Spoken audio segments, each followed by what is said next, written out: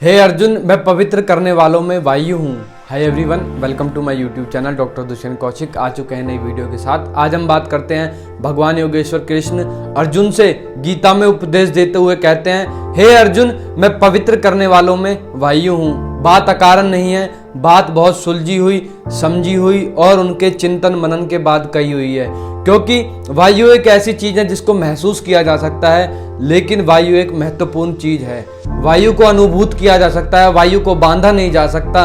वायु स्वयं अपने आप में एक स्वतंत्र है। वायु को कभी बांधा नहीं जा सकता, वायु को देखा नहीं जा सकता, लेकिन वायु को महसूस किया जा सकता है। इसलिए भगवान योगेश्वर कृष्ण यदि कहते हैं मैं पवित्र करने वालों में वायु हूं, तो बात अकारण नहीं है। जैसे कि शायद कोई व्यक्ति बिना भोजन के कुछ दिनों तक, शायद कुछ महीनों तक जीवित रह सकता है, और बिना पानी के शायद वह कुछ हफ्तों तक, कुछ महीनों तक जीवित रह सकता है, लेकिन बिना वायु के जीवन की कल्पना असंभव है। बिना वायु के व्यक्ति बिना कुछ क्षण भी जीवित नहीं रह सकता। इसलिए भगवान योगेश्वर कृष्ण ने बात अकारण नहीं कही है। बात बहुत सुलझी हुई है, समझी हुई है। लेकिन मैं उन महान योगियों की बात नहीं कर रहा जिनका अपने पंच तत्व पर नियंत्रण है, जो कि वायु, जल, अग्नि, पृथ्वी और अनेक पांच तत्वों को अपने नियंत्रण में रखते हैं। मैं उन योगियों की बात नहीं कर रहा जिनके अपने पंच तत्व पर नियंत्रण है। लेकिन भगवान योगेश्वर कृष्ण ने कहा है, हे अर्जुन, मैं पवित्र करने वालों में वायु हूँ। जैसे कि एक नदी बहती जाती है, वह कभी रुकती नहीं है, उसके अंदर एक पवित्रता दिखाई देती है। लेकिन एक जलाशय, जो एक गड्ढा है, उसके अंदर पानी भर गया है, वह अपवित्र है। पानी एक ही है, लेकिन दोनों के अंदर जो पवित्रता है, एक में है और एक में नहीं है। कारण यही है कि एक सर्जक है, एक चलती रहेगी और एक हमेशा एक में ठहराव है। ऐसे ही वायु यदि ठहर जाएगी तो उसके अंदर अपवित्रता हो जाएगी, और चलती रहेगी तो एक पवित्रता की झलक दिखती रहेगी। और साथ ही साथ हमारे शरीर के अंदर भी जैसे 5 प्रकार की वायु हैं, व्यान, समान, अपान, उदान और प्राण। जैसे जब तक किसी व्यक्ति के अंदर कोई प्राणवायु होती है, तब तक डॉक्टर उसे मृत घोषित नहीं कर सकते। ऐसे ही हमारे जो साधु संत हैं, वह भी अपना देश काल परिस्थिति आधारित अपना समय निर्धारित करते हैं, उसके बाद वह इस देह में से अपनी जो प्राण ऊर्जा है उसको निकाल सकते हैं। ऐसी शक्ति सिर्फ योगियों में ही होती है।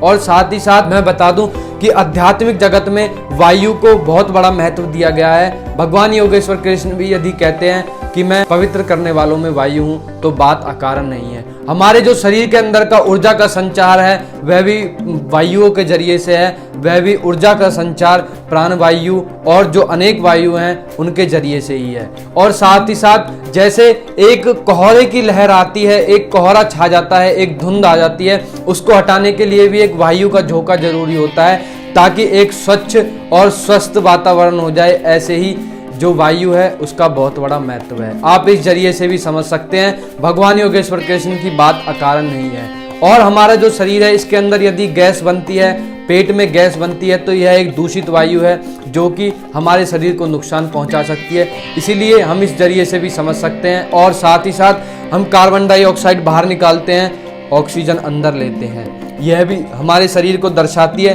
कि जो वायु है उसका कितना बड़ा महत्व है। और जो साधक अपनी वायुओं पर नियंत्रण करके, अपनी जो सांसों पर नियंत्रण करके, अपने सांसों के जरिए से साधना करते हैं, वह एक विशेष अनुभूति को प्राप्त करते हैं। और कुछ योगी इन सांसों के जरिए से ही अपनी साधना को, पूर्णता को प्राप्त करते हैं, ऐसा भी माना जाता है।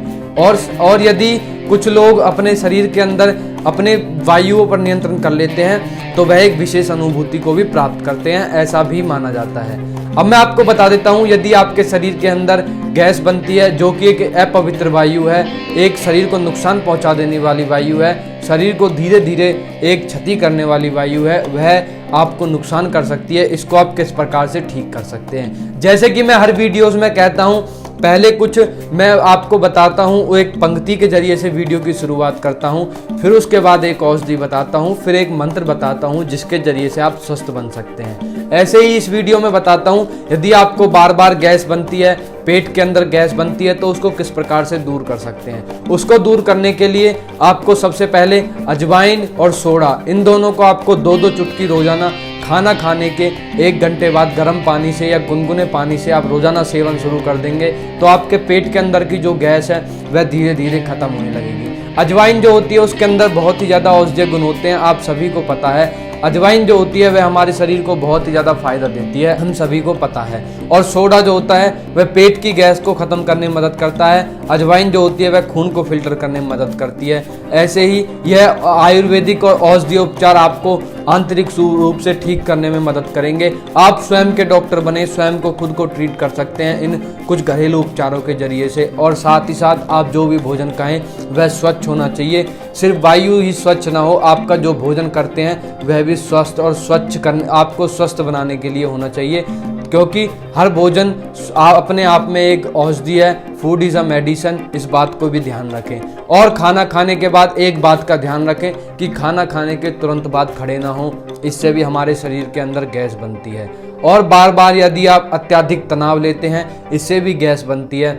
और आप यदि बार बार चाय पीते हैं या फिर आप कॉफ़ी पीते हैं उससे भी आपके शरीर के अंदर गैस बनती है। यदि आप धूम्रपान भी करते हैं तो उससे भी आपको गैस बनती है। इस बात का भी आपको ध्यान रखने की ज़रूरत है। यदि आपको कोई रोग होता है तो उससे घबराना नहीं है। उसके लिए हमारे पास अष्ट सिद्धि और नौ निधि के दाता महावीर बजरंगबली जी हैं, राम भक्त हनुमान जी हैं। वह यदि आप उनके इस मंत्र का जाप करेंगे, नासे रोग हरै सब पीरा, जपत निरंतर हनुमत बीरा, तो आपका जो भी शारीरिक या मानसिक रोग है वह जल्द ही ठीक हो जाएगा। और यदि आपके शरीर के अंदर कोई अपवित्र वायु है तो उसके लिए कुछ आप आसन, योगासन भी कर सकते हैं जो आपको आराम दिलाएंगे। और इस मंत्र का जाप करेंगे तो आपके जो आर्थिक, मानसिक, शारीरिक किसी भी प्रकार के रोग हैं वह दूर होंगे।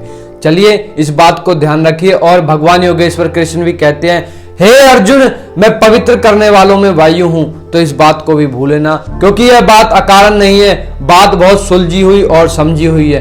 क्योंकि वायु एक ऐसी चीज है जो कि स्वतंत्र है। वायु को कभी बांधा नहीं जा सकता, वायु को कभी रोका नहीं जा सकता। और वायु को भगवान योगेश्वर कृष्ण ने कहा है तो बात बहुत सुलझी और समझी हुई है। चलिए अब वीडियो से विदा लेते हैं। ओम शिव गोरक्ष आदेश आदेश आदेश।